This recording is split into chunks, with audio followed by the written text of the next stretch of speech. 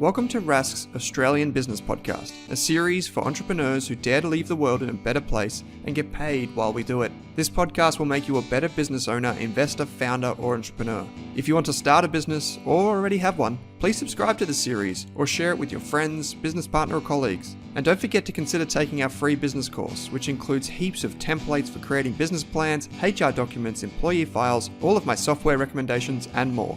The course is completely free and available via the link in your podcast player. Okay, let's get into the episode.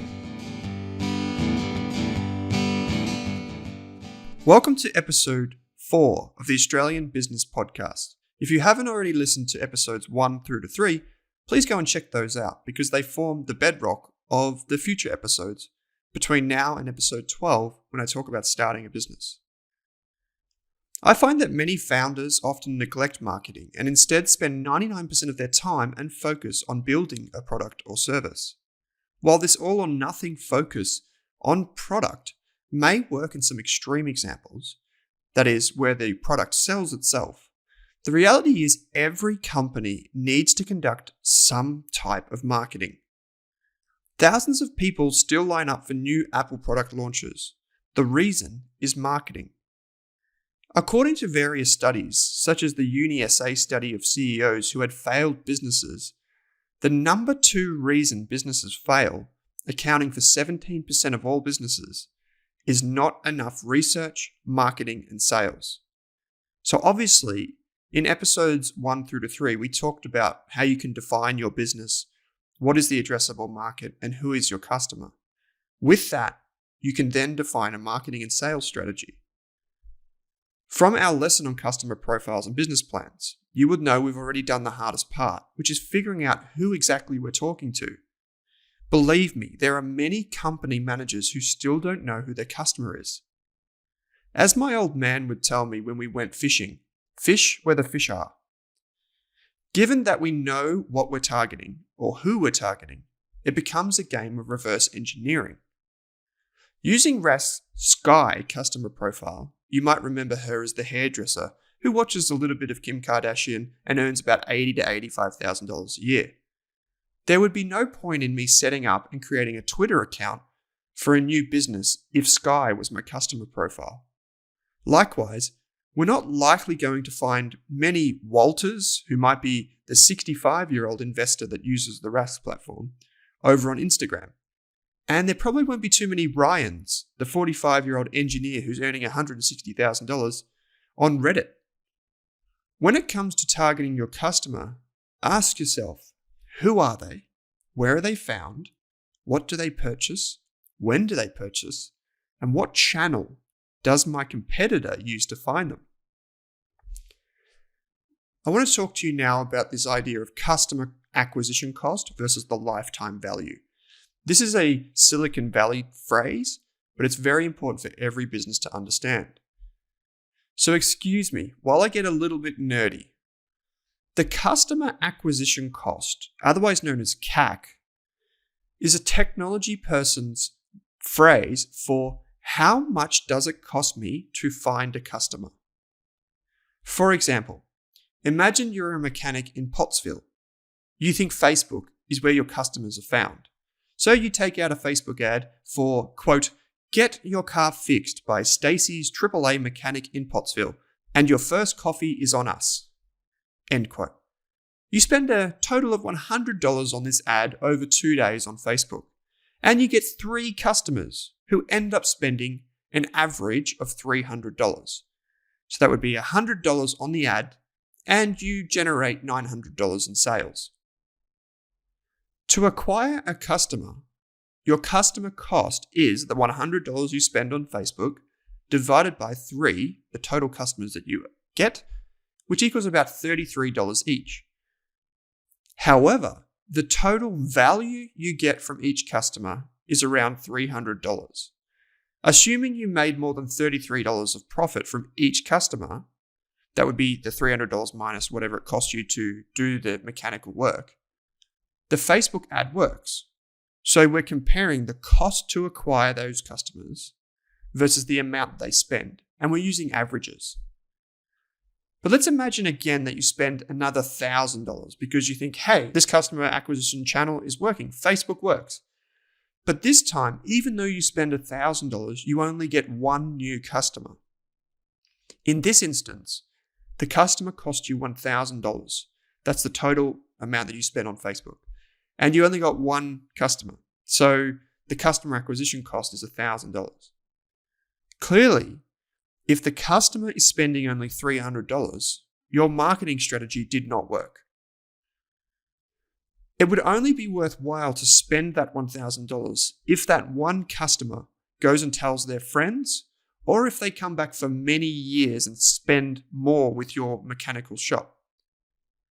This is how you work out what the return on investment is. Please remember this. At the end of the day, every single business has a simple equation for survival. Spend less to find a customer than you get in profit from that customer. That is all it takes. Permission marketing. If you truly are to be successful in running a great business, there are two books that are must-reads in my opinion. They are Robert Cialdini's Persuasion and Seth Godin's Permission Marketing. Both books are a little older, yet still manage to result in 100 light bulb moments for business owners. They're worth every dollar.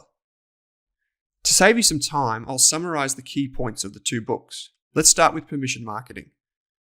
Permission marketing is the process of gaining a little bit more customer trust each and every time you interact with them. It's like dating.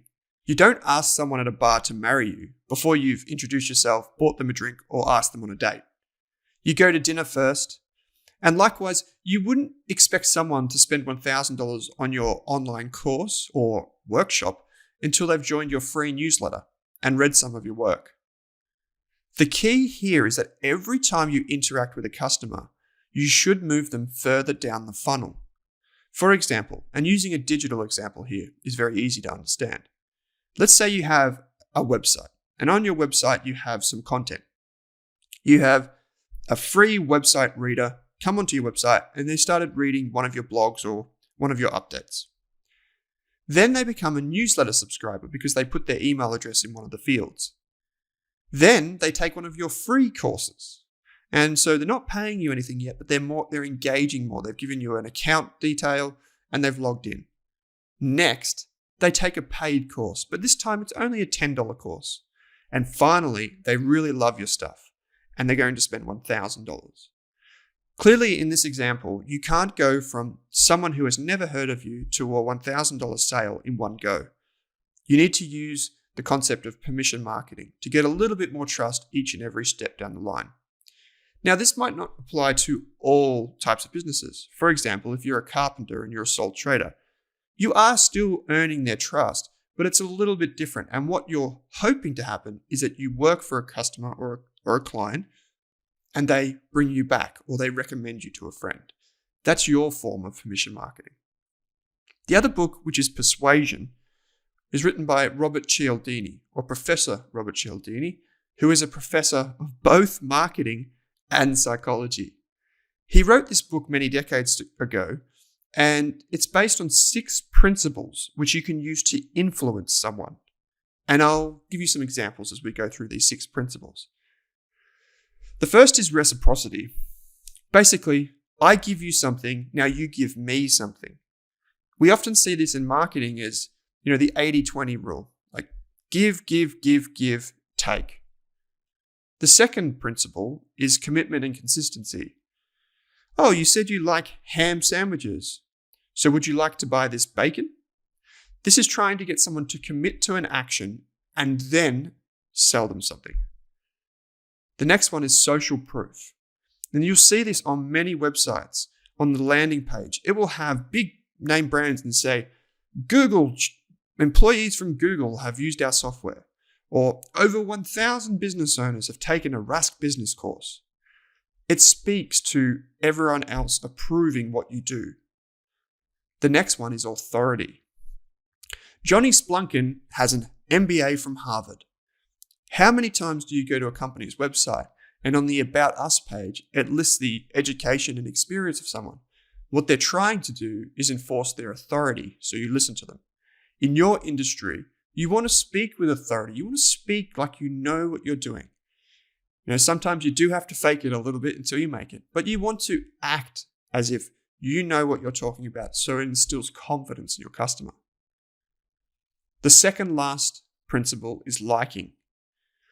When people say, they're a great person, you seem very genuine, you seem honest, these are all traits that lead you towards liking someone.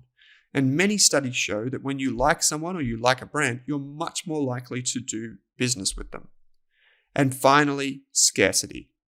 Hurry, we only have 3 cupcakes left. Scarcity is a tactic that many businesses can use. In a bakery, for example, many of the best bakeries in Melbourne, which is where I live, often don't produce enough of the thing that they're selling so that you have to get in quickly. This is called scarcity, and it can drive up prices. I've used every single one of these triggers and principles to grow our business, and I strongly suggest you do the same. How can you give something to take something? Build that commitment and consistency in your customer base. Show social proof. Look how good this is. Speak with authority. I've done this for 10 years. Prove that someone, or earn someone's, likability. And finally, scarcity. Once you understand the basics of marketing and sales, you can create a marketing funnel. Imagine an upside down triangle on the table in front of you. And at the very top, you have where your customers are found. Then the first touch point would be the first bit inside the funnel. Then the next bit would be that next step that they take after they've interacted with you once. And then finally, down the bottom of the funnel, you have where you monetize those customers. That is your marketing funnel. Product market fit. Product market fit is about creating a product or a service that serves the audience. You'll hear it tossed around in investing circles or in startups, but it applies to anyone. Very few business ideas have product market fit straight out of the box. So there are a few ways you can get towards the sweet spot as soon as possible. I would encourage you to conduct user or customer reviews. Get customer feedback. Listen to what your customers are saying. A lot of small business owners are quite stubborn and refuse to kind of take on different opinions. Number 3, actually do some proper market research. Number 4, look at the competitors. What are they doing better? Number 5, test your products in a safe way. How can you test your products and ensure that your customers are reacting properly? For example, let's take a cafe. One way you can de-risk your cafe business and maximize revenue is by understanding the location and area in which you're launching your cafe. You might love the latest $7 turmeric decaf latte with almond sprinkles, but if you're launching your cafe in Derby, Western Australia, you ain't going to stand a chance selling $7 turmeric lattes. However, in Melbourne CBD, the home of coffee, you might stand a chance. But we are coffee snobs, it's fair to say. They say some people can sell ice to Eskimos, but I'd rather sell them lemonade. Try to understand your product market fit as quickly as you can. Do this with customer surveys, seeing what people are buying, and react to that. The quicker you can do this process and remain agile, the better your business will be. Growing online. This next section of the podcast is about using different digital channels to find and gain customers. This won't necessarily be applicable to everyone, but I hope you can take some parts of this and use it in your business. Let's start with the thing that you're listening to, podcasts. To be honest, I wouldn't bother with podcasts unless you're taking it seriously. They simply don't have the same search engine optimization features to make them like a mass market product. Podcasts are very popular for education and in niche topics where you can go deep into something. But unlike radio, TV, or the internet in general, no one is forced to listen to or see your podcast. If you do go down this road, here are some tips from someone who's been doing this for 5 years. For remote interviews, get yourself a Rode NT USB microphone or a similar quality microphone from JB Hi-Fi. This is a microphone that you can just plug into your computer. If you're doing something in person and you want super high quality audio, what you can use is a Zoom H4 or H5 recorder. This will have some microphone cable adapters in it, some XLR mic ports, and then you can just go and get your own microphones to plug in. If you are editing your own podcasts, consider using Audacity, which is free, or GarageBand on Apple. That will be enough to edit most podcasts, or you can get someone to do these for you. But again, with podcasts, it is quite hard to crack the market, and it's more for engagement rather than customer acquisition. Let's talk a little bit about website and blogs. A great way to position yourself as an expert is to write blogs or long-form text. There's an interesting fact that I read recently. Individuals who use blogging as a marketing tool are 13 times more likely to get a positive return on investment.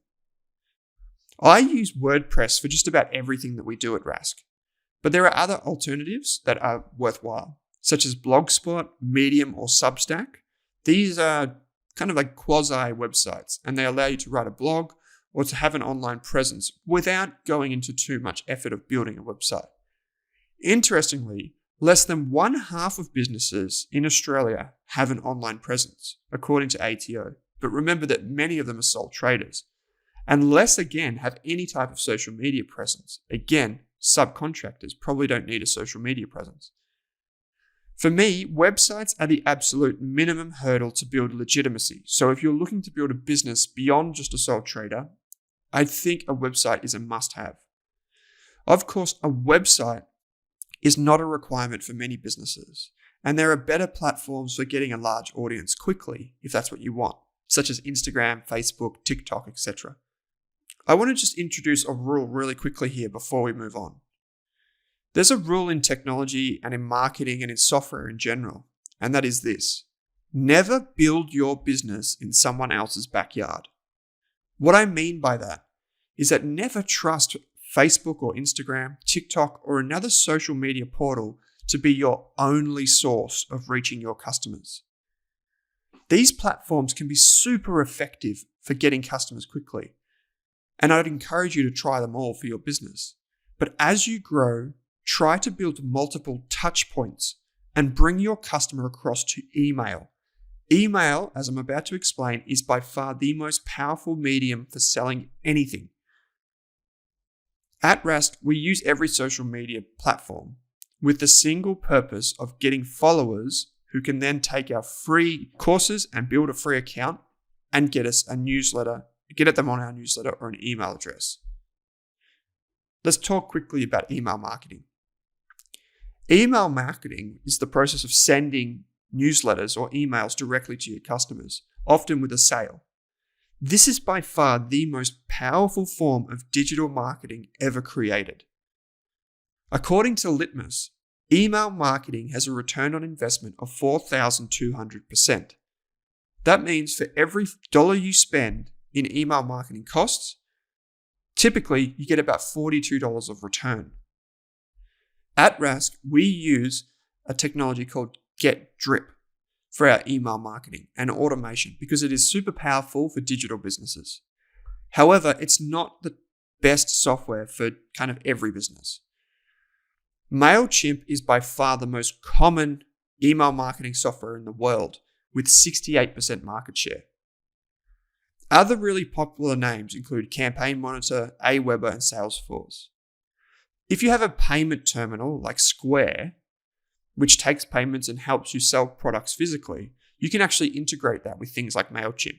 So then you can connect your physical business to a digital business and send email alerts like, today only, 20% off, come into store today and save. The key point with all of these types of marketing is that every time you make contact with a customer, try and collect one more piece of information. For example, if you have an email form on your website, try to add an optional area for their phone number or their postcode so that you can build more of your intelligence on your customer base. But make sure your data is secure. As you can imagine, I could go on for a very long time about these different mediums. If you really want to power your digital marketing strategy in particular, the Digital Marketing for Dummies book, Permission Marketing, Email Rules, and Robert Cialdini's book on influence, The Psychology of Persuasion, will make you a formidable marketer. And I'd say it's a great thing to do for any business, maybe except for tradies or those in construction. You probably don't need to focus on that too much. Let's talk quickly about social media channels. Facebook. With access to around 3 billion users, Facebook is still a great tool for businesses, especially those specializing in local, regional, or community-type businesses. It can also be used for marketing, building groups of fans, capturing email addresses through forms actually in Facebook, for shopping, and for sales of services like gardening or products, say like artwork. The Facebook Marketplace is probably the most powerful for these. For example, I have a friend who runs a gardening business, and he puts an advert in Facebook Marketplace as a service for his gardening, and it is the number one channel for him. Twitter is probably a necessary channel for news and publishing businesses, but it can also be used for getting traffic or for sending alerts to customers. More and more, Twitter is trying to position itself as a place for content creators to monetize through things like a newsletter or integrations with emails, but it's really lacking in that regard. So it's probably the one platform you can avoid unless you're in those publishing and news industries. Instagram is very powerful. Whether you're male or female, Instagram is great for humanizing brands and the people behind them. Just think of Zoe Foster Blake's huge sale of her business, GoTo, and the rise of Afterpay. Both of these businesses are a testament to the power of Instagram. Nowadays, Instagram is essential for creative businesses. So if you're an architect, a hairdresser, in homewares, landscaping, building, or designing, you must be on Instagram. And it can be used as a replacement for a website, although just make sure you remember my reminder from earlier, which is that don't build your house in someone else's backyard. TikTok has had the most rapid adoption of any social media platform in the world. It's the short form video leader. So TikTok can be used to entertain and to promote products of all varieties.